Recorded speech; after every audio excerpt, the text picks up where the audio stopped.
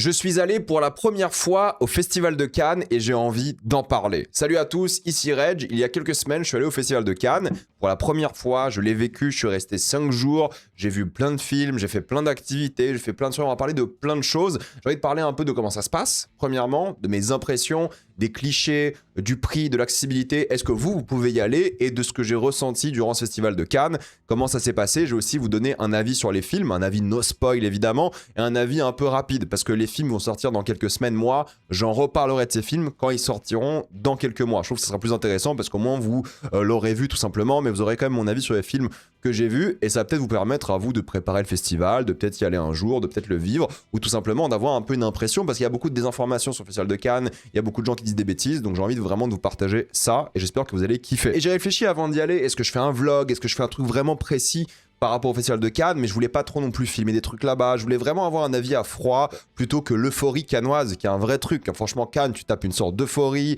t'es jamais fatigué, t'as pas faim, t'as envie de mater des films, faire des émissions, faire des trucs, t'es vraiment à fond, donc je voulais vraiment être un peu plus au frais, je voulais pas perdre mon temps à filmer pour pas profiter du moment, je voulais vraiment être à donf, ensuite proposer un truc un peu plus analytique sur l'expérience de base, et en même temps, bah forcément sur les films que j'ai pu un peu laisser décanter. Il y a des films qui sont un peu partis de mon cerveau, quoi, ils sont un peu partis parce qu'ils m'ont moins marqué au final, et d'autres qui se sont un peu embellis, qui sont de mieux en mieux, plus j'y pense, donc c'est pour ça que j'ai envie de parler de tout ça. Avant de commencer cette vidéo, j'aimerais vous parler d'un sujet qui concerne beaucoup de personnes comme moi. C'est toujours hyper compliqué de gérer son activité et son entreprise, surtout quand vous travaillez avec des clients. On peut se sentir perdu sur des obligations, sur ce qu'on doit facturer correctement, et tout ça quand on n'a pas toujours les outils ou les connaissances, et c'est là qu'intervient Indy. C'est une solution française de facturation, gratuite, et 100% conforme à la réforme des facturations électroniques qui arrive là le 1er septembre. Ils ont déjà plus de 300 000 utilisateurs, ils sont évidemment super bien notés sur Trustpilot, et je le répète, c'est gratuit, c'est pas une blague, vraiment gratuit. En résumé, vos factures sont personnalisables à votre image, couleurs, logo et plein d'autres choses. Sans quota, vous en envoyez ou recevez autant que vous voulez, avec suivi des paiements et relance en un clic. Se lancer, c'est déjà stressant, mais si vous ajoutez le fait d'être perdu sur des petits détails techniques, ça devient compliqué, donc c'est rassurant de ne pas avoir à dépenser de l'argent pour un outil comme ça. C'est-à-dire fiable et qui vous aide pour l'administratif. Indy est fait pour ça. D'ailleurs, ils ne font pas que la facturation, hein. Vous pouvez créer votre entreprise, vous pouvez ouvrir un compte professionnel et même piloter toute votre activité. Et encore une fois, tout ça gratuitement. Et si vous voulez aller plus loin, oui, il y a une offre payante qui permet d'automatiser les déclarations fiscales avec l'avantage que tout est centralisé au même endroit. À titre personnel, je trouve que l'offre gratuite, c'est vraiment un plus. Au pire, vous essayez et vous n'aimez pas. Contrairement à plein de concurrents qui demandent de payer dès le début. Et puis de toute façon, vu qu'il faut être conforme d'ici septembre pour la réforme, utilisez le lien dans la description, alcantar.anglais, afin de profiter d'Indy. Premièrement, comment est-ce que je suis allé au Festival de Cannes? Eh bien, au Festival de Cannes, il y a plusieurs moyens d'y accéder. Il y a ce qu'on appelle des accréditations. Vous pouvez demander une accréditation à chaque fois différente en fonction de votre catégorie. Pour les gens comme moi, j'ai demandé une accrède presse que j'ai eue parce que j'ai mis mes interviews, j'ai mis mon compte YouTube, TikTok, Insta, j'ai tout mis pour avoir accès au Festival de Cannes, et j'ai eu une accrède presse qui est assez puissante parce qu'au fait, quand vous avez une accrède presse, vous pouvez aller aux séances presse, et il y a des séances publiques disponibles à quasiment tout le monde, et des séances disponibles uniquement pour la presse. Et du coup, ça permet de voir les films que vous voulez avec beaucoup plus d'aisance, parce que du coup, il y a moins de gens qui ont accès à ces salles-là. Donc avoir un badge presse, oui, il faut créer du contenu, mais attention parce que vous pouvez créer un petit podcast. Vous pouvez avoir pas beaucoup d'abonnés, faire des petits articles en ligne, ils sont hyper sympas avec ça. Du moment où vous créez par rapport au cinéma, du moment où vous créez des choses qui sont pas que des TikTok, attention, parce que TikTok ça passe pas. Il faut vraiment créer ou de la presse écrite, ou des podcasts, ou des émissions avec des invités, des interviews, ce genre de trucs. Les TikTok, Insta, c'est compliqué pour la presse, ça peut passer, hein, mais c'est compliqué. Et vous pouvez donc avoir un badge presse et avoir accès là à énormément donc de séances presse qui sont bien plus vides. Alors, elles sont toujours remplies, hein, mais contrairement aux séances qui sont disponibles à tout le monde, qui sont évidemment bien plus difficiles à voir, les séances presse, au moins tu as quasiment la certitude, ou presque, de pouvoir avoir une place. Et concernant les autres accréditations, il y en a plein pour le Festival de Cannes. Il y a le pass 3 jours cinéphile, il faut créer une sorte de lettre de motivation, et vous avez accès à 3 jours au Festival de Cannes. En fait, franchement, renseignez-vous sur ce qui est possible, mais vous pouvez aller au Festival de Cannes en n'ayant quasiment rien. Je crois même si vous avez rien et des gens vous filent des places, vous pouvez y aller, même sans le pass cinéphile 3 jours. Donc vraiment, c'est un truc à vérifier lorsque les accrèdes ouvrent. En général, c'est mars, avril pour mai, peut-être même un peu plus tôt en février, je crois que ça ferme en avril, pardon, et vous pouvez vérifier si vous pouvez y aller. Et même sans accrède, je crois que vous pouvez donner votre place, parce qu'il y a une culture à Cannes de donner sa place, genre parce qu'en fait, vous allez sur la billetterie, et là, vous avez des places, et en mode, voilà, vous pouvez la donner à n'importe qui. Moi, j'ai donné à à 10 abonnés des places, je crois. J'étais en mode, voilà, ça j'ai réservé, je vais pas y aller parce que j'ai pas le temps, j'ai autre chose à faire, ce genre de truc, et j'ai donné la place à quelqu'un. Donc en fait, j'ai aucune place qui n'a pas été utilisée, et les gens ont profité de mes places, et c'est trop bien parce que du coup, forcément, les gens vont voir des films alors qu'ils n'avaient pas forcément accès. C'est la culture cannoise. Vous pouvez donner des places à des gens pour leur faire plaisir. Vous pouvez même annuler vos places pour les remettre en vente, entre guillemets, dans la billetterie, même si c'est gratuit. Encore une fois, j'en parle dans quelques secondes. Donc ça, c'est plutôt cool. Et oui, moi, je suis allé avec un badge presse, voilà, mais vous pouvez vous renseigner sur l'accréditation. En termes de transport, j'ai pris le train, voilà, j'ai fait un Lille-Cannes, aussi simple que ça. Pour le logement, c'est le truc le plus compliqué, le plus cher. Eh bien, Cannes, c'est cher, faut le dire les choses, c'est cher. Si vous n'avez pas de contact, c'est peut-être un peu compliqué. Il y a peut-être des astuces, des Airbnb, ce genre de choses, mais c'est cher d'aller à Cannes, c'est une évidence par rapport au logement. Le train, ça m'a coûté genre 100 et quelques euros aller-retour, mais le logement, c'est compliqué. Moi, c'est mon agence qui a géré ça, mon agent qui a trouvé une accommodation, qui nous a bien mis avec les autres influenceurs de l'agence pour moins cher, je pense, que la moyenne, et à côté du Grand Palais. Donc, c'était vraiment cool de ce point de vue-là, mais le logement, c'est le plus dur. Trouver un logement cannois, il y a plein d'influenceurs qui font des colocs, plein de journalistes qui font des colocs. Vraiment, c'est hyper compliqué de ce point de vue-là. Mais voilà, c'est le gros point noir de Cannes, c'est avoir un logement accessible niveau financier. Si vous arrivez à l'avoir, c'est trop bien. Et avoir un logement voilà, qui est pas trop loin, ça peut aider. Mais parfois, il faudra prendre le bus, parfois, il faudra faire d'autres trucs, un Uber, ce genre de choses. Mais voilà, si vous avez le luxe d'avoir un truc à pied comme moi, c'est trop bien. Mais il faut avoir peut-être des contacts parfois, ou il faut vraiment trouver un moyen. Mais voilà, j'ai pas dormi au Carlton, j'ai pas dormi au Martinez ou je sais pas quoi, j'étais dans une coloc avec d'autres influenceurs, bien placés certes, mais voilà, c'est le truc le plus chiant à Cannes, c'est je pense le logement en termes de prix. Le reste en termes de prix, en fait tout est gratuit en réalité. Il y avait la billetterie des films, donc en gros c'est un endroit où vous allez tous les jours à 7h du matin, vous avez donc 4 jours en avance la billetterie qui ouvre, et vous réservez pour le jour 4 jours après, quoi, littéralement. Donc vous ouvrez, voilà, je sais pas, le 9 pour le 13, vous allez à 7h du matin, vous essayez de choper vos billets en avance, comme ça vous avez vos places. Mais en fait, ça fluctue beaucoup. Il y a beaucoup de gens qui vont pas à leur séance, qui changent et tout, mais c'est vraiment pour s'organiser. Vous prenez vos billets, parfois vous allez avoir ce que vous voulez, parfois pas. C'est ça un peu le jeu de Cannes, c'est cette fameuse billetterie. Mais moi, j'ai eu de la chance, j'ai eu tout ce que je voulais. J'ai même, encore une fois, redonné des places à des gens parce que j'ai pas eu le temps de faire certaines choses. Et parfois, en fait, ce qui est bien, c'est que la billetterie, vous êtes à Cannes et vous l'ouvrez et il y a des gens qui ont mis des places en vente. Encore une fois, c'est 100% gratuit. Hein. Je précise, Cannes, il n'y a rien de payant à Cannes. Allez, la Cred, c'est 24 balles. Bon, à la limite. Mais sinon, il n'y a rien de payant. Donc, vous chopez des places, vous les annulez, vous les donnez aux gens. Bref, il y a tout un truc où le système... Pour la presse, c'est mieux foutu forcément, mais pour les gens qui sont juste là comme ça, moi j'ai plein de potes qui n'ont pas du tout une accrède presse, qui ont fait plein de trucs pour le coup. Donc ça, franchement pour moi, c'est pas un frein du tout je pense. J'ai plein d'amis qui ont une accrède bien moins puissante que la mienne et ils ont vu 3-4 films par jour. Donc je pense vraiment que la billetterie, elle est cool, elle est pratique. Alors ceux qui n'ont pas une accrède presse, ils ont la billetterie beaucoup plus tard, mais au jour J... Genre le jour des films, vous pouvez choper des places, je dis pas facilement, mais vous pouvez choper des places. Moi j'ai eu de la chance, j'ai eu pas mal de places. Et ce qui est cool avec Cannes, c'est que parfois en fait, t'as pas envie d'aller voir un film, au final tu te déchauffes, tu vas voir autre chose. Et il y a des places qui sont disponibles. Moi j'ai vu un film, c'était pas du tout prévu que je le voie, parce que d'un coup il y avait une place qui était dispo. Je me suis dit vas-y, je vais aller voir ce film, je sais pas ce que c'est, et j'ai grave kiffé. Donc c'est ça la magie de Cannes. T'es sur la billetterie de temps en temps, tu te dis ok là j'ai un film, là j'ai un trou de 2-3 heures, est-ce que je peux caler un film? Tu regardes ce qui est dispo, t'y vas, et puis basta. Les cinémas sont plus ou moins à côté. Ça, il y a des salles de cinéma qui sont un peu plus loin, un peu plus chiantes, d'autres qui sont vraiment à côté dans le même bâtiment. Ça dépend un petit peu, mais la billetterie, moi je trouvais que c'était un système qui était plutôt bien fait. C'était mon premier Cannes, hein, j'en sais rien, peut-être j'ai eu de la chance cette année, mais c'était plutôt bien fait, c'était plutôt cool et ça a permis à plein de gens d'avoir accès à plein de films. Et de toute façon, encore une fois, il y a la culture de donner, de partager.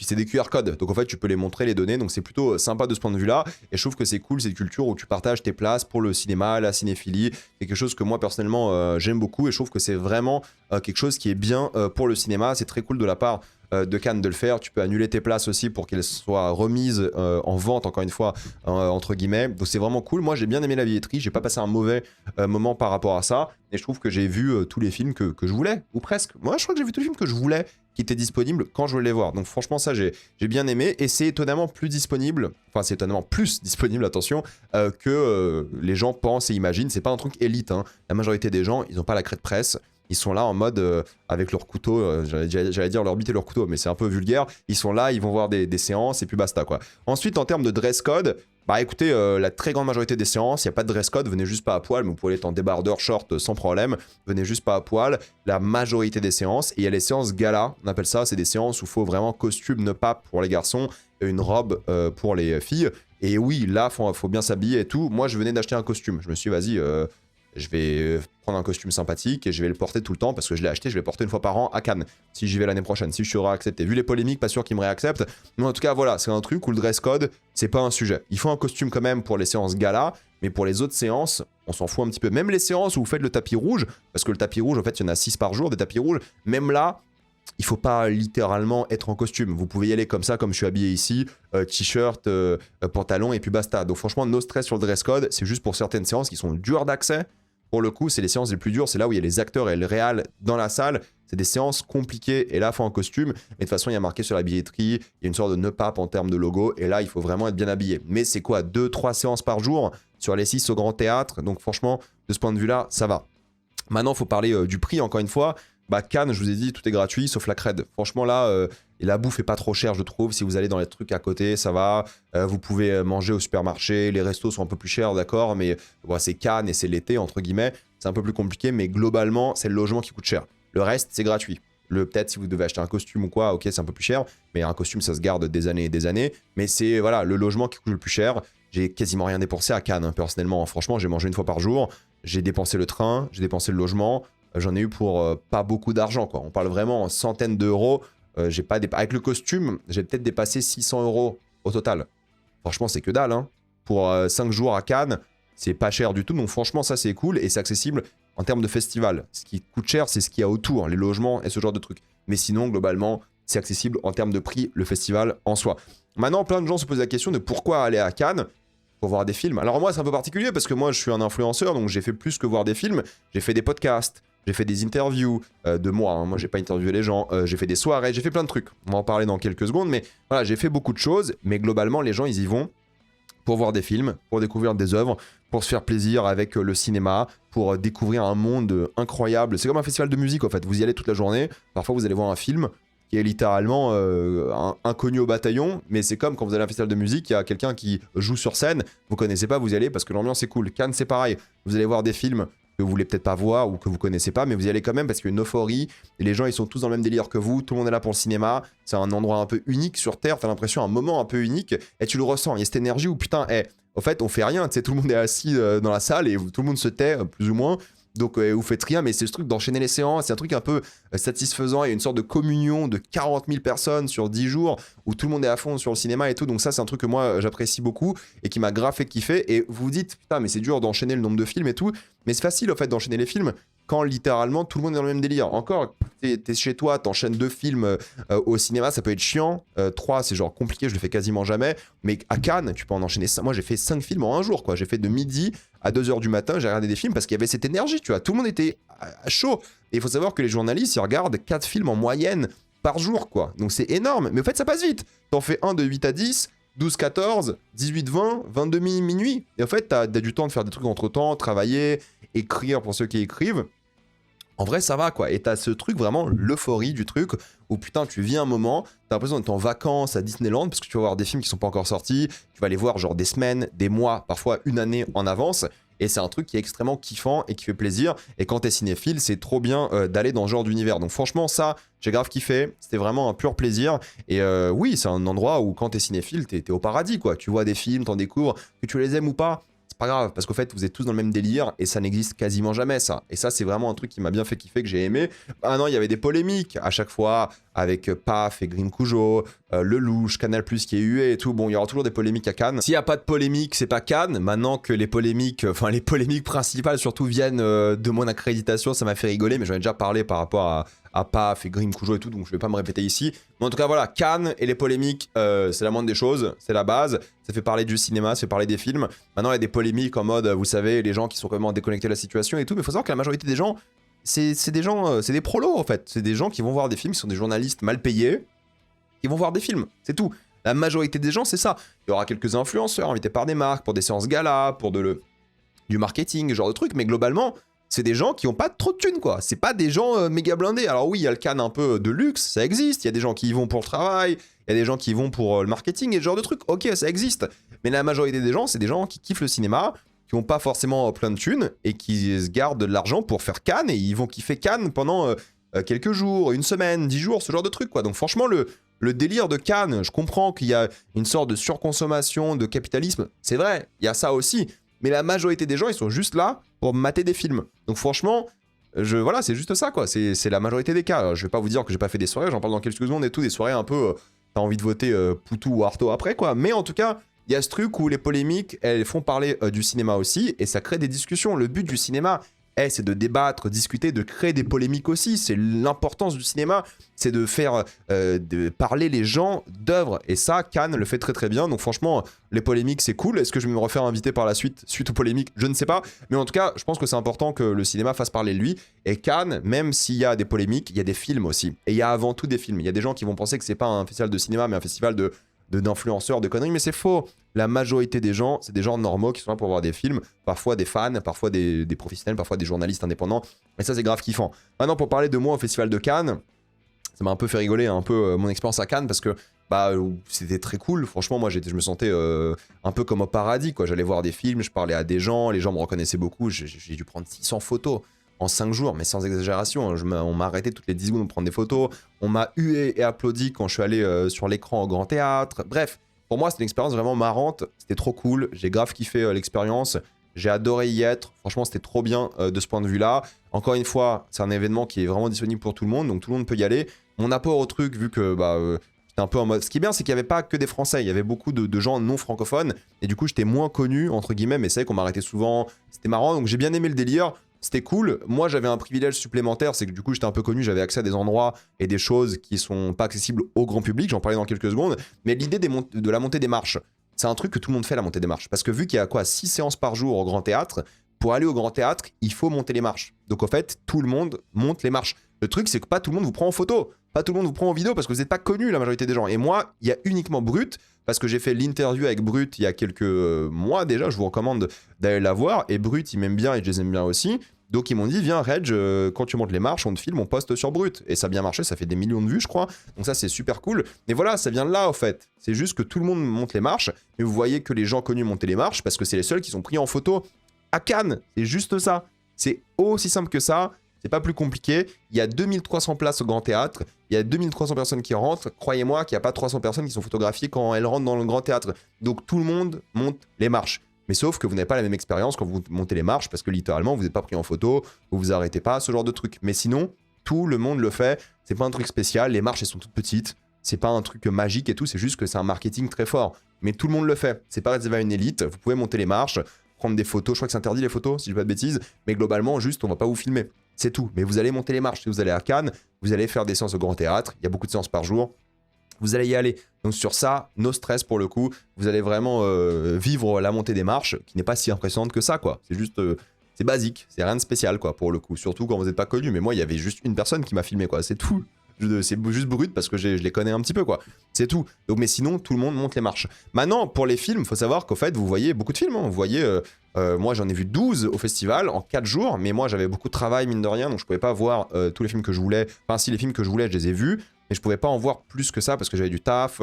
Parfois, t'es un peu fatigué, ce genre de truc. Mais du coup, il y a des dizaines de films, quoi. Enfin, en compétition, il y en a 20. Il y a plein d'autres compétitions à côté. Il y a quoi, une soixantaine de films à Cannes. Et vous pouvez en regarder 4, 5 par jour si vous avez de la chance. Mais au moins 3, je pense. Et vous pouvez passer une semaine ou deux, ou presque 2 à mater des films. Et ça, c'est trop bien. Il y a plein de compétitions différentes. Il y a la grande compétition officielle classique où il y a la Palme d'Or et tout. Et il y a plein d'autres compétitions, la quinzaine, ce genre de choses. Donc franchement, vous allez voir des films. Il y a plein de films, plein de propositions différentes. Il y a l'Acide, bref. La semaine de la critique, il y a beaucoup d'œuvres différentes présentées à Cannes. Et c'est trop cool de ce point de vue-là. Vous allez découvrir un cinéma qui est parfois pas le plus accessible. Il y a des films qui vont jamais avoir la même hype qu'à Cannes. Il y a des films, ils ont leur salle blindée à Cannes. Ça ne va plus jamais arriver de l'histoire de ce film. Et ça, c'est trop bien. Tu vois, c'est un moment où le film, il existe avec une salle blindée. Ça sera peut-être la dernière fois de son existence, quoi. Et ça, c'est quelque chose de spécial. Ça, c'est quelque chose de cool. Et juste pour ça, Cannes, c'est assez magique. Ça met en avant des films que les gens connaissent pas, inconnus au bataillon, mais qui font rêver, qui font kiffer les gens. Et ça, c'est un truc assez spécial et qui fait grave kiffer aussi tout le monde, quoi. Donc, c'est trop bien. Et juste pour ça, vous allez voir des films. Pas toujours les films que vous voulez peut-être, mais vous allez voir plein de films. Il y a une offre assez folle. Moi, je suis quand même allé pour bosser. J'ai fait plein d'interviews pour des chaînes, des journaux, des podcasts. J'ai fait des interviews ou des courts-métrages un peu pour des gens. J'ai fait plein de trucs. Donc moi, je suis allé à moitié pour bosser, à moitié pour voir des films et aussi le côté soirée. Donc moi, c'est un peu particulier parce que j'ai été pris beaucoup par le temps parce que je devais bosser. Donc parce que je vais faire des trucs à Cannes, mais pour ceux qui vont y aller en mode normal, ils vont juste pas bosser, faire une interview ou quoi, ils vont juste y aller, kiffer des films et puis basta.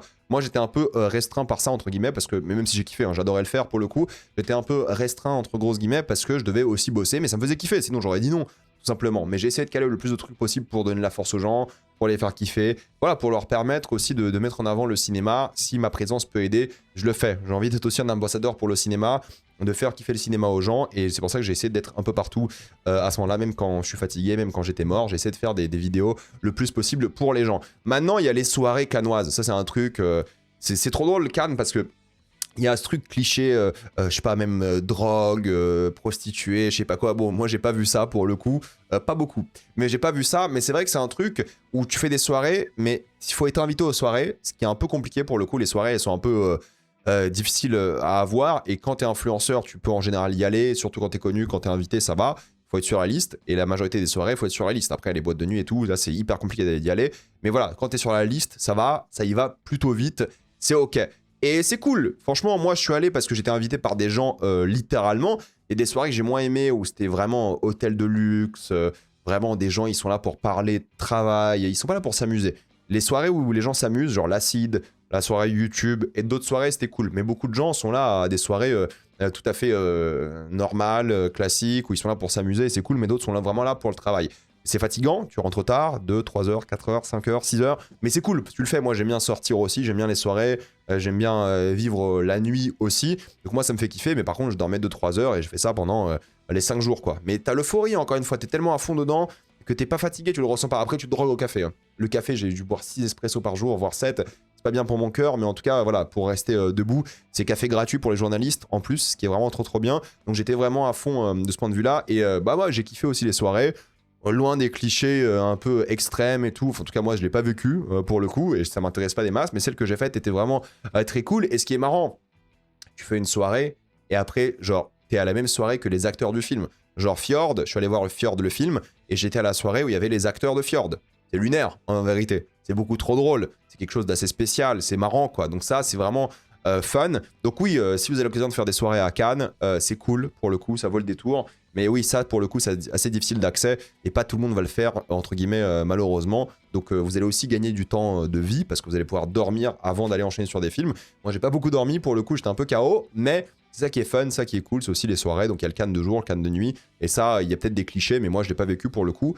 Et c'est trop cool quoi, donc ça je recommande aussi. Maintenant c'est vrai que bah on mange pas beaucoup, on mange une fois par jour, donc on fait un gros plat, on essaie de faire 2000 calories, on fait aussi beaucoup de café, beaucoup de trucs voilà, qu'on essaie de boire, manger à droite à gauche, donc pas beaucoup de sommeil, pas beaucoup de nourriture, et étonnamment les films, bah franchement j'étais toujours genre méga éveillé, méga concentré, j'étais toujours à fond sur les films. Et ça j'avais un peu peur, je me dis putain je vais enchaîner 3-4 films un jour, voire 5, je vais peut-être être fatigué, pas capter le film et tout. Mais de toute façon, tu vois le film, je sais pas, il y a un truc de Cannes, encore une fois, où d'un coup, t'es méga réveillé, tu captes tout ce qui se passe dans le film et tout, et c'est assez génial de ce point de vue-là. Et franchement, ça, j'ai adoré, donc j'étais jamais perdu. Et des films, je vais m'en rappeler, d'autres moins. On va en parler maintenant sans spoiler des films que j'ai vus à Cannes et après. Et franchement, c'est une sacrée expérience que je peux que recommander. Je vais commencer avec Fatherland, évidemment sans spoiler, et je vais aller vite parce qu'en fait, c'est des films qui vont sortir plus tard, et j'en reparlerai lorsqu'ils sortiront. Parce que voilà, c'est des trucs comme ça où je les ai vus en avance, et j'ai pas envie de vous révéler un peu ce qui se passe dans les films parce qu'ils sont pas encore sortis, et j'ai pas envie de spoiler ou quoi, ou même de trop en parler aujourd'hui parce que vous allez oublier quand le film il sort. Du coup, je vais vous donner un avis rapide de quoi parle le film. Alors Fatherland, moi c'est un film que j'attendais beaucoup parce que c'est Pavel Pawlikowski qui réalise, il a fait mon film préféré, il s'appelle Cold War, il a fait Ida que je trouve est formidable, un chef-d'œuvre, et là c'est un faux biopic, je dirais, sur Thomas Mann, donc un écrivain qui là va aller de l'Allemagne de l'Ouest à l'Allemagne de l'Est pour de la promotion de ses idées, de ce genre de trucs, et du coup c'est une confrontation de l'Europe capitaliste versus l'Europe communiste. Voilà, c'est littéralement ce que a toujours fait Pavel Pawlikowski. Et c'est intéressant avec lui parce qu'il a toujours fait ça d'une manière un peu différente. Avec Ida, ça parlait d'une famille avant tout, ça parlait de la religion et tout, et ensuite du communisme polonais. Avec Cold War, c'est une histoire d'amour avant tout, qui parle du capitalisme et du communisme. Là, ça parle avant tout du capitalisme et du communisme, ce qui est un peu le défaut que j'ai envie de vous dire par rapport à cette œuvre, c'est le côté où là c'est bien plus direct, beaucoup moins subtil, vous savez, le communisme austère, ce qui est vrai, hein, je suis le premier à dire que c'était vraiment la merde, le communisme d'Europe de l'Est, hein. De toute façon, voilà, ma famille l'a vécu, donc je peux pas vous dire l'inverse, mais surtout, c'est vraiment plus frontal, et l'histoire de la famille, parce qu'en fait, du coup, c'est le père, Thomas Mann, qui est avec sa fille juste là, qui est un peu son assistante, qui est un peu quelqu'un qui bosse littéralement pour lui, et il y a une histoire dramatique de chagrin dans l'œuvre, qui est beaucoup moins explorée, et moi, ce qui me dérange un petit peu, c'est le côté, évidemment, moins subtil, beaucoup plus frontal de l'œuvre, mais en même temps le côté plus à Oscar, plus académique, c'est-à-dire qu'il y a ce truc où il y aura des longs monologues émouvants de Sandra Hüller qui est incroyable. De toute façon, tous les acteurs sont incroyables. C'est un film qui est beaucoup plus en anglais que les autres de Paweł Wielkowski. Il y a plein de moments comme ça où tu dis, c'est vrai que là, il veut chercher des récompenses. Il veut peut-être chercher un Oscar du film étranger. Il veut peut-être aller chercher des choses bien plus précises par rapport aux récompenses. Et du coup, ça se la pète un peu plus. C'est beaucoup moins subtil, beaucoup moins touchant, je trouve, que Cold War, que Ida, par exemple. Et c'est juste regarder, oui, le communisme, c'est mal. Le capitalisme aussi, c'est un peu mal parce qu'il y a du surplus, il y a de l'excès, ce genre de choses. Mais en même temps, le drame familial, il est un petit peu perdu. Par contre, voilà, c'est un esthète hein, en termes de visuel. C'est magnifique. C'est splendide, c'est l'un des plus beaux films que j'ai vu à Cannes. En termes d'acting, c'est très bien. Mais c'est un bon film qui, malheureusement, est un peu perdu dans sa critique sociale, dans sa critique politique. Et c'est moins marquant, moins touchant que les deux autres. Mais ça reste bien. Ça reste très cool, quoi. Franchement, quand il sortira en salle, allez-y. Et putain, c'est 1h12. Enfin, c'est 1h20 avec le générique, mais c'est 1h12. C'est rien du tout, quoi. Et il y a des trucs drôles, il y a des trucs touchants. Ça marche bien. C'est un bon film, mais pas aussi marquant que ses précédents. Et forcément, quand t'as ça en tête, t'es un petit peu déçu. Donc franchement, je conseille le film, mais moins bien que Cold War et évidemment Ida. Ensuite, j'ai vu Sanguine en séance de minuit. Sanguine, c'est des films assez marrants parce que c'est des... Enfin, Sanguine, les séances de minuit, parce que c'est des séances à minuit, littéralement en grand théâtre. Donc l'ambiance est un peu différente. C'est des films un petit peu différents, chocs, un peu spéciaux, quoi. Et Sanguine, c'est l'histoire d'un monde où, au fait, les médecins sont mis dans... Surtout ceux qui étudient la médecine, ils sont mis dans des sortes de chambres. Ils sont un peu comme des prisonniers et ils doivent faire une sorte de parcours du combattant où ils sont harcelés, où ils sont juste des ressources capitalistes pour soigner les gens. Et c'est un peu un truc en bootcamp horrible et tout. Et les médecins souffrent, la jeunesse souffre. Il y a un truc de sang, forcément, il y a un truc un peu Julia Ducournau du pauvre. C'est un mélange de titane, de grave, un peu aussi de substance, forcément. C'est du Cronenberg sous. Genre là où de substance c'était du sous Cronenberg, là c'est vraiment encore en dessous. C'est genre du Julia Ducournau par exemple. Inférieur quoi. Donc c'est vraiment un premier film, hein. Franchement, un premier film ça va pour le coup, mais pour moi le gros souci du film c'est que la critique sociale sur le capitalisme, sur la productivité et tout, elle est vraiment bien trouvée, elle est intéressante et tout. Le vrai problème il est pas là, le vrai problème il est dans littéralement le fait que le film se perd dans à la fois un thriller, à la fois du body horror, à la fois un rite initiatique, c'est un peu le bordel. Le film il va raconter trop de choses, il se perd complètement, c'est tellement bordélique et c'est un peu dommage, et ça en fait perdre un petit peu, c'est superbe forcément, mais c'est un film qui est pas conseillé je trouve d'après moi, mais bon c'est un premier film, ce que va faire la réal par la suite ça m'intéresse. Mais comme ça, j'avoue que ça m'a pas impressionné. Et c'est peut-être l'un des films que j'ai le plus oublié au festival. Et je vais, oui, pas m'en rappeler malheureusement. Mais l'expérience était ok tier, quoi. C'est juste que c'est trop le bordel de tous les points de vue. Les arcs de personnages, ce qu'ils ressentent. Et surtout les genres, quoi. Ça mélange les genres de manière assez maladroite. Mais surtout, ce qui est intéressant, c'est la critique. Par contre, le truc social, la fin est un peu nulle aussi, je trouve. Mais la critique sociale de ce que ça représente, la force de travail et tout, ça c'est bien. Le reste, malheureusement, ça ne suit pas et j'étais un peu déçu par ça. Ensuite, j'ai vu Projet Pélichian. Alors ça, c'est lunaire comme film. En fait, c'est un réalisateur qui, lorsqu'il était étudiant, un réalisateur arménien, a tourné plusieurs courts-métrages de la vie en Arménie, de la vie à Moscou. Et il a donc 5 courts-métrages mis bout à bout. Ça fait genre 1h30 de film. D'ailleurs, il était là. Pélichian, il a genre 88 ans. Il était dans la salle. Présenter son œuvre, ça date des années 60-70, donc encore une fois une œuvre sur le communisme, et ça montre plusieurs éléments, ça montre l'architecture communiste et l'impact que ça a sur les gens, les saisons, la précarité, la pauvreté, la révolution, et c'est des petits, voilà, moyens métrages, courts métrages, de 5 à, je crois que 30 minutes le plus long, ou peut-être 10 à 30 minutes, un truc comme ça, et c'est sans dialogue, c'est juste des images, de la musique, et ce qui est trop bien, c'est qu'en fait, c'est ces trucs qui ont été faits sur 10 ans. Donc tu vois que le mec qui passe de étudiant à quelqu'un qui maîtrise beaucoup mieux la caméra, qui raconte l'art de manière complètement différente au fur et à mesure. Et c'est fascinant de ce point de vue-là parce que tu le vois s'améliorer en tant que cinéaste, tu le vois évoluer et tu vois son pays et l'époque évoluer. Et en fait, ça parle de pauvreté, ça parle de saison, ça parle de plein de thématiques différentes et c'est hypnotisant, quoi. Franchement, c'est 1h30. Ça, je sais pas si je l'aurais vu autre part, quoi. Mais ça, quand je l'ai vu à Cannes, je me suis pris dans la gueule, je me suis dit, putain, en fait, c'est 1h30 incroyable d'un mec qui a vécu un moment dans une vie et qu'il a montré comme ça, avec beaucoup de sincérité, de beauté. C'est un film assez incroyable de ce point de vue-là. C'est une grande compilation de films. Je vais peut-être repenser encore un peu au film, réfléchir à ce qu'il représente et tout. Mais franchement, quand je l'ai vu, j'étais juste à fond dedans. J'ai kiffé, mais c'est bien, c'est un truc de Cannes, tu vois. T'es au cinéma, tu tapes 1h30 d'un film arménien, sans dialogue, full musique, qui parle de politique, de pauvreté, de révolution, d'architecture, de l'impact, des émotions que ça a sur toi. C'est fabuleux, donc j'ai adoré ça. S'il sort un jour, je vais vraiment le conseiller. Normalement, ça devrait sortir en fin d'année en Blu-ray, si je dis pas de bêtises, et peut-être même un petit peu au cinéma. Ça vaut vraiment le détour. C'est une sacrée expérience, hein, mais ça vaut le détour. Ensuite, j'ai vu le film de Radu Youd, le journal d'une femme de chambre, qui raconte l'histoire d'une ménagère roumaine qui vit donc chez un couple bourgeois à Bordeaux.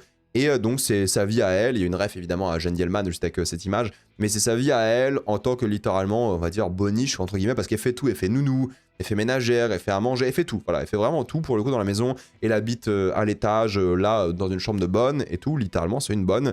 Et voilà, c'est une immigrée roumaine qui parle bien français, mais pas trop à la fois, qui a du mal, qui est en règle, mais qui veut voir sa famille en Roumanie.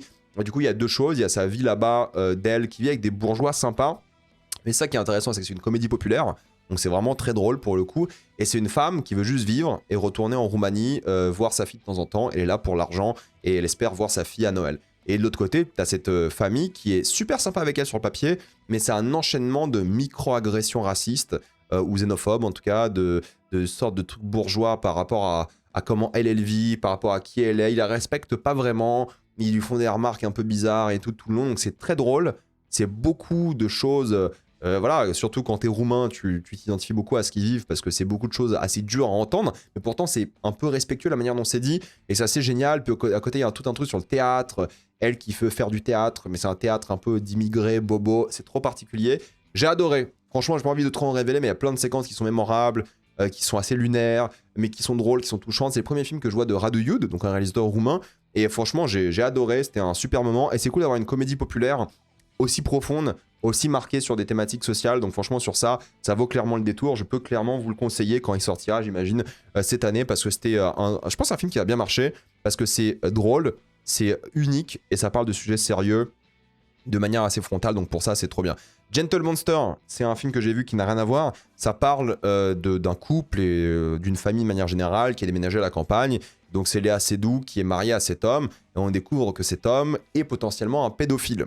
On ne sait pas si c'est vrai, on ne sait pas si l'enquête va aller au bout du truc, mais c'est voilà, c'est potentiellement un pédophile, et l'histoire raconte comment Léa Seydoux, son personnage, réagit à ça. C'est vraiment le cliché un peu du film européen, vous savez, où elle, c'est une artiste un peu barrée, un peu spéciale. Lui, c'est aussi un cinéaste de série télé, un artiste un peu raté. Ils ont un enfant, c'est un film en anglais, français, allemand. C'est très particulier, ça parle de beaucoup de choses par rapport à la police, par rapport à cette ruralité, par rapport à la ville et tout. Je trouvais ça assez bancal. Franchement, il y a des trucs cool, hein. Franchement, vu que c'est peut-être un pédophile, le mec, bah, ils ont un enfant. Et tu te demandes vraiment s'il a attouché l'enfant. Si la relation paternelle, elle est réelle, ou si c'est juste quelqu'un qui a abusé de cet enfant durant tout le film et toute sa vie. Tu poses des questions si le mec, en fait, il n'est pas vraiment pédophile, mais il se fait de l'argent de la part de pédophiles en vendant des images d'enfants. Bref, il y a plein de trucs comme ça. Je trouve que c'est plutôt OK. C'est-à-dire que le vrai souci, c'est qu'ils vont pas au bout du truc. C'est très sous-entendu. Il y a des réactions qui sont trop bizarres. C'est un peu... il y a zéro surprise. C'est très manichéen, je trouve, dans la manière de raconter le truc. Il y a un truc très bizarre par rapport à ça qui marche pas très bien, je trouve. J'ai pas envie de spoiler, c'est dur d'en parler sans spoiler, mais il y a des trucs où franchement j'étais déçu et par l'acting. La mise en scène, je trouve qu'il n'y a rien de vraiment intéressant. L'acting, il est bon, je trouve que les gens s'en sortent tous très très bien dans le film. Mais surtout, ça manque un peu de ce truc un peu surprenant, quoi. En fait, tout est bancal, toutes les relations sont genre vraiment basiques. Il n'y a aucune surprise. En fait, c'est des arguments, limite, un enchaînement d'arguments sur est-ce que c'est un pédophile ou pas.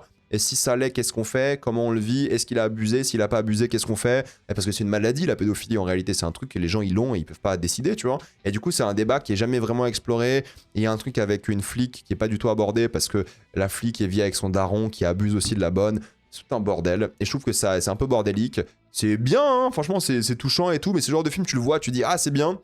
Et après, tu l'as un peu oublié. Donc, ouais, Gentle Monster, c'est pas horrible, mais c'est pas non plus un film que je vais courir conseiller aux gens. Chip in the Box, c'est le nouveau Koreeda. C'est l'histoire d'une famille qui perd un enfant. Et du coup, l'enfant est remplacé par un robot qui ressemble à l'enfant. Franchement, il n'y a rien à dire. Hein. C'est un épisode de Black Mirror en moins bien. C'est le pire film de Koreeda que j'ai vu. C'est inintéressant au possible. c'est pas bien mis en scène, il n'y a aucune bonne idée, c'est à rallonge, c'est interminable.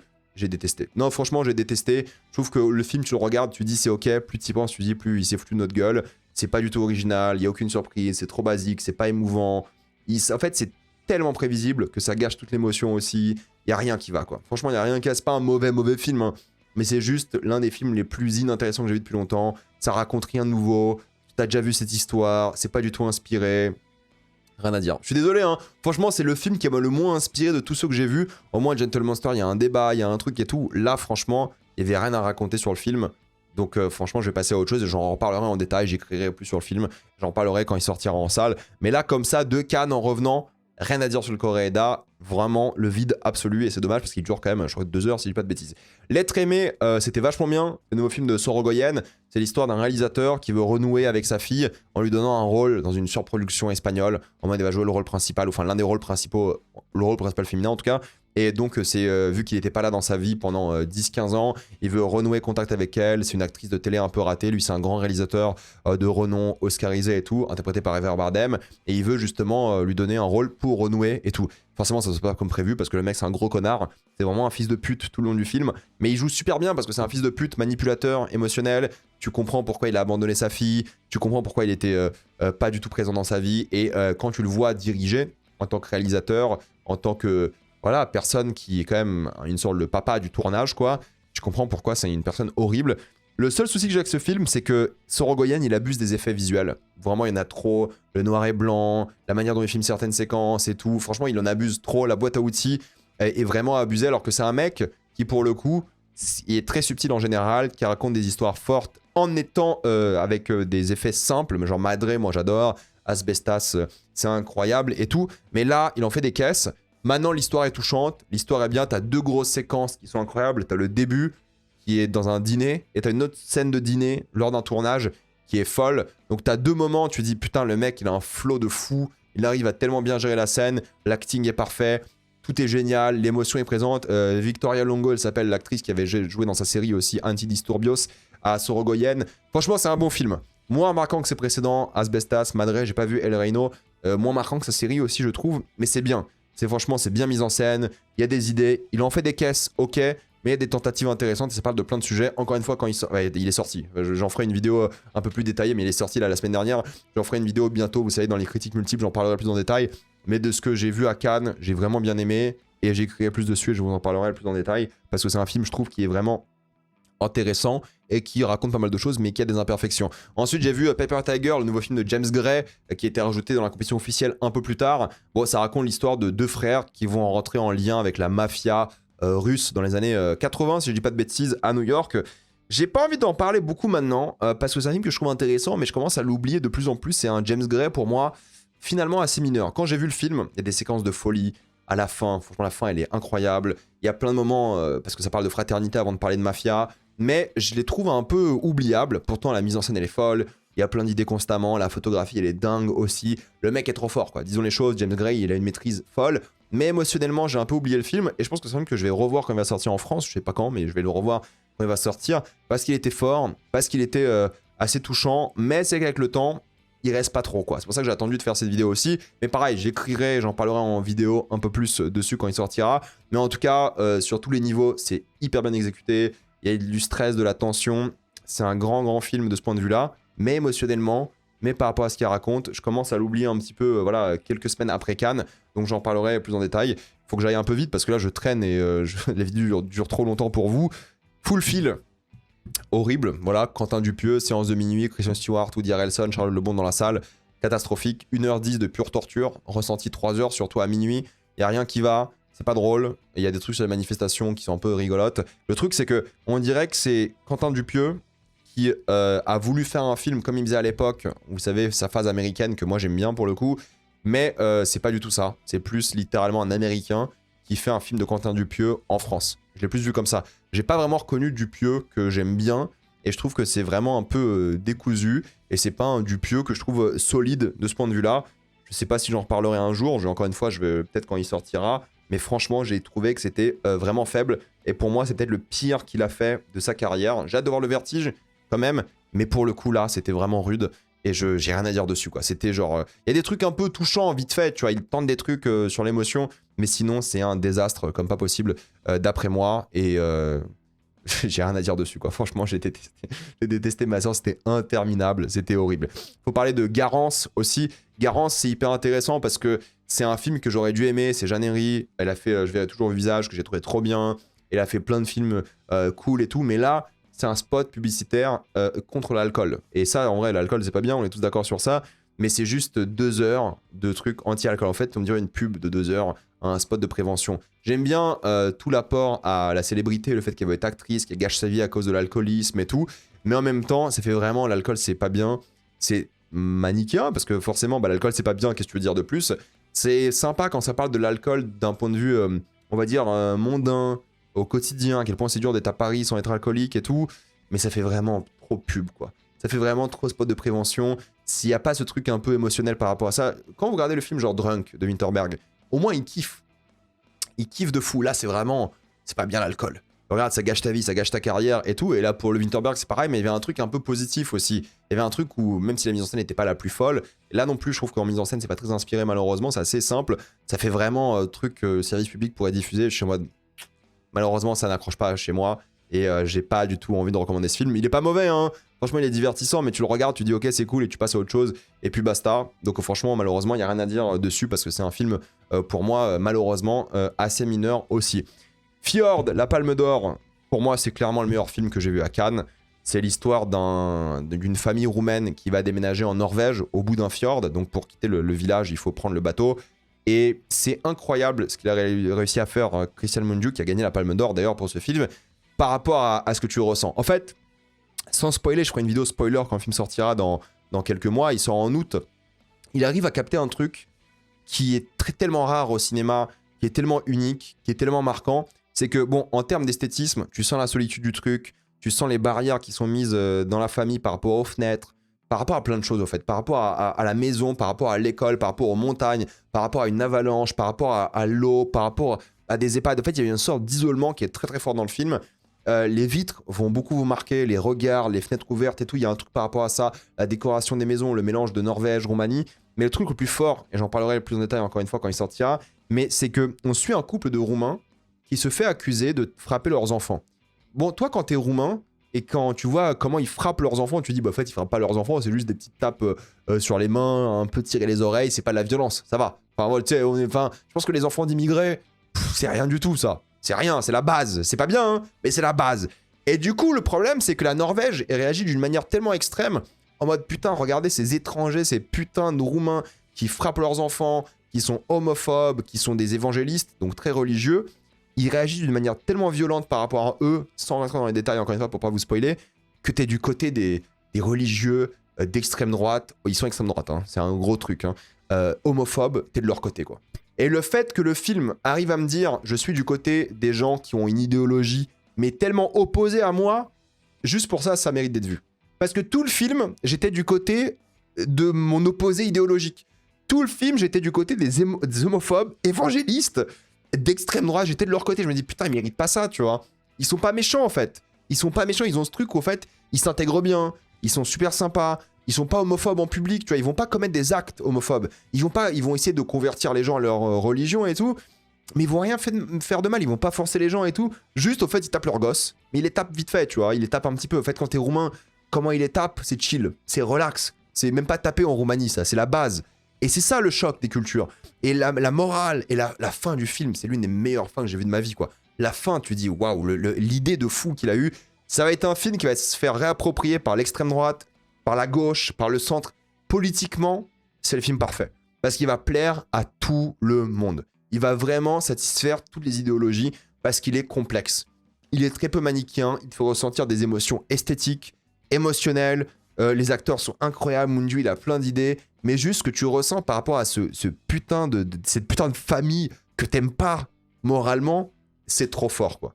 Franchement, c'est ça le truc, et je pense que c'est la meilleure arme politique, et Mungiu l'a bien compris, ça crée de la compassion pour des gens que tu détestes.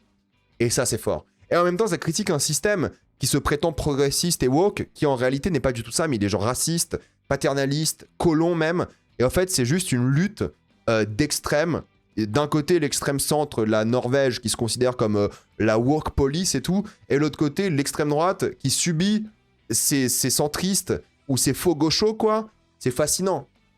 C'est fascinant comme film. Et franchement, c'est un film, tu le regardes, tu dis putain, c'est vachement bien, et il te quitte jamais. T'y penses pendant des semaines, en fait, après. Moi, j'y pense encore. Pour moi, c'est ma palme d'or. Plus j'y pense, plus j'ai envie de monter la note Letterboxd, quoi. C'est pour moi un grand film, et juste pour ça, bah, je ne peux que vous le recommander, mais on en reparlera en détail avec des spoilers et tout quand il sortira en août. Et dernier film que j'ai vu à Cannes, c'est Hope. J'ai quand même fini avec Hope de Na Hong-jin. Un peu déçu de Hope. En fait, le truc, c'est qu'il est vachement bien. C'est genre 2h40, full action. Et honnêtement, je sais pas quoi dire parce que j'ai vu la bande-annonce qui est sortie après du coup la diffusion à Cannes. La bande-annonce, elle spoil trop. C'est pas qu'elle spoil trop, elle spoil tout le film. La bande-annonce, elle spoil tout le film. Donc ça m'a un peu dégoûté pour les gens qui vont voir la bande-annonce parce que du coup, il y aura zéro surprise. Quand t'es à Cannes, tu vois Hope. En fait, c'est l'histoire d'une communauté qui s'appelle Hope Harbor en Corée. Et t'as un buffle, enfin un bœuf quoi, qui s'est fait complètement déchiqueter par un monstre. Et pendant 1 heure de film, il y a un monstre qui détruit la ville, mais tu vois jamais le monstre. Et du coup, tu suis un flic en ville, en voiture, une ville détruite, et tu suis le flic en train d'essayer de trouver le monstre.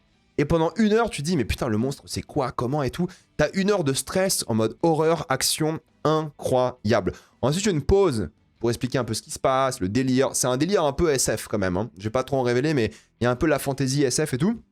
Et tu découvres au fur et à mesure ce qui se passe. Mais en fait, la magie de Cannes, c'est découvrir les monstres. C'est découvrir un peu le genre du film. Parce qu'au début, tu te dis, bah ok, c'est un film d'action d'horreur. Et ça évolue. Ça devient un peu de la SF. Quand vous allez voir qui joue Michael Fassbender, Alicia Vikander, vous allez halluciner, quoi. Les rôles qu'ils ont, c'est lunaire. Mais c'est très drôle de faire ça. Ce qu'ils ont fait, c'est très drôle. Mais en tout cas, tout ça pour dire qu'en fait, je pense que si vous regardez la bande-annonce, vous allez peut-être être un peu déçu parce qu'il n'y aura pas grand-chose à se mettre sous la dent. Sauf le truc qui est vraiment bien, c'est l'action. C'est 2h40 ou presque de full action à la Mad Max Fury Road non-stop. Mais le problème que j'ai, c'est que c'est trop répétitif. Ça va dans les mêmes boucles constamment. Il y a des séquences en forêt qui sont incroyables, mais ça se répète. C'est un peu la même chose. Ils abusent un petit peu, je trouve. Et le mélange de genres, de comédie, horreur, action marche bien. Mais ça, j'en ferai une critique quand il sortira en novembre, ne vous inquiétez pas. Mais le mélange des genres marche bien. C'est à la fois très drôle et en même temps horrifique, en même temps full action. Ça marche bien. Le problème, c'est que dans l'action, ça se répète. Tu vois, il y a une scène sur une autoroute à un moment, elle est interminable. C'est en boucle ça, tu dis, putain, mec. En fait, 2h20, je pense que méga banger, parce que du coup, il y aurait moins de scènes d'action, mais plus condensées. Là, vu que c'est un peu répétitif, c'est un film, j'ai du mal à le noter encore. Je me dis, putain, en fait, j'ai été un peu déçu de mon expérience, parce que je trouve qu'il y a plein de problèmes que je peux pas évoquer, parce que, voilà, ça serait spoilé. De l'autre côté, j'ai beaucoup aimé les surprises. De l'autre côté, j'ai trouvé l'action trop longue et un peu bordélique, mais en termes de mise en scène, c'est d'une gestion folle. Juste qu'il y a des trucs... Alors, les effets spéciaux sont dégueulasses pour le coup, alors qu'il y a quand même des trucs massifs. Mais bon, la mise en scène compense. Et en même temps, il y a ce truc vraiment, moi qui me déçoit un petit peu, des révélations, du mystère. Et malheureusement, il n'y a pas de fin. Ça, c'est un problème aussi. Ça sera une trilogie. Si le film marche bien, ça sera une trilogie. Et du coup, tu restes un peu sur ta fin. Tu dis, 2h40 pour ça. Ok, compliqué. Bref, je vais pas en révéler plus que ça. Mais franchement, c'est un film qui clairement va diviser, mais qui va aussi être une claque d'action. Donc juste pour ça, peut-être je peux le conseiller. Ensuite, j'ai pas vu ça à Cannes, mais j'ai vu ça au retour à Lille. C'est des films cannois, parce qu'en fait, UGC, Pathé, tout ça proposait des films cannois. C'est notre salut. J'en parlerai en détail plus tard, parce que je l'ai pas vu à Cannes techniquement, mais j'ai aussi vu Minotaur. Et pourquoi je vous parle de ça, c'est que je vous dis qu'en fait, les films cannois, ils sont diffusés pendant et après Cannes au cinéma, et tout le monde peut les voir. Ça, c'est cool. Mais voilà, c'est des films que j'ai vus. Vous inquiétez pas, tous ces films que j'ai cités là, j'en ferai une vraie critique en vidéo quand les films sortiront, en détail, avec et sans spoiler. Là, j'ai pris des notes et je vais tout ressortir quand les films sortiront. Mais voilà, c'est ça mon expérience cannoise. Écoutez, j'ai adoré, c'est trop bien. J'ai trop hâte de revivre ça un jour si Cannes reveut de moi. Mais voilà, je voulais vous partager ça. Demain, on fait un live Rage Bait sur Cannes, demain soir. Donc soyez là, sinon il y aura la rediff, vous inquiétez pas. Mais voilà, c'était mon expérience. Dites-moi ce que vous en pensez dans les commentaires. Si vous avez des choses à dire, je vous écoute sans problème. Et j'essaierai de lire tout ça comme d'habitude. Mais voilà, c'était mon expérience cannoise. Avant de quitter la vidéo, n'oubliez pas de tester Indie. Si vous lancez votre entreprise ou si vous cherchez un logiciel de facturation électronique conforme et surtout gratuit, le lien est dans la description et le commentaire épinglé. Foncez. Pour ça, vous abonnez à la chaîne pour voir les prochaines vidéos. Mettez un j'aime, ça aide beaucoup la chaîne. Suivez-moi sur tous mes réseaux. Maintenant, toutes les vidéos sont disponibles en mode podcast. Et j'ai aussi un compte Instagram, TikTok, Twitch où je crée du contenu exclusif. Moi, je vous dis à la prochaine fois. Salut à tous.